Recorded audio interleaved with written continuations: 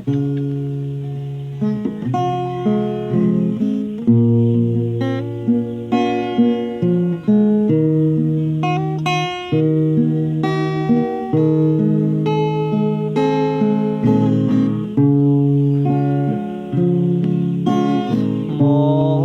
งสายลมพัดกลางท้องนา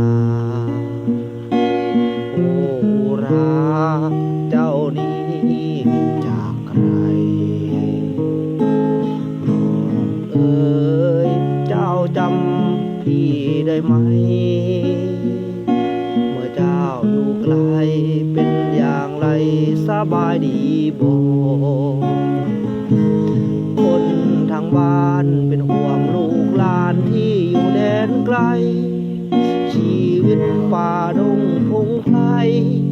มาใส่ตั้งหลายปีน้องบ่คิดถึงขังมานานเป็นปีน้องลืมอย่างนี้บ้านเรายังเงาเฝ้าคอยถึงน้องจากไกลมาอาศัยถิ่นแดนบ้านเกิดขอเถิดน้องนางกลับคืนบ้านนาพี่ได้นั่งคอยสาวน้อยบ่ควรคืนมาฝากใจรำรา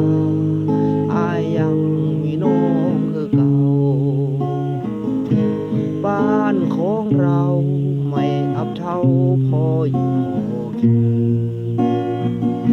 นกกาโบยบินเจ้าไปเหมือนดังมาความรักที่ลืม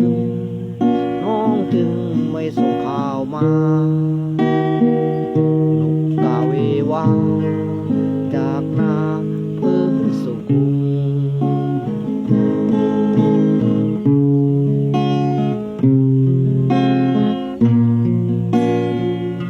ไอ้หนุ่มขมิ้นรอคอยน้องมาหลายปีกับเถิดคนดีเจ้านี้ไปไม่ห่วงทางบ้านไม่เคยบอกลาน้ำตาที่อายอ้างวางพี่หมดหนทางน้องนางเธอจึงจากไกลจะทำอย่างไรหัวใจของชายเป็นบ้าคอยน้องท้องนา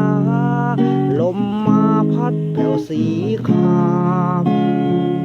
ยามเดือนส่งน้องประคองคิดถึง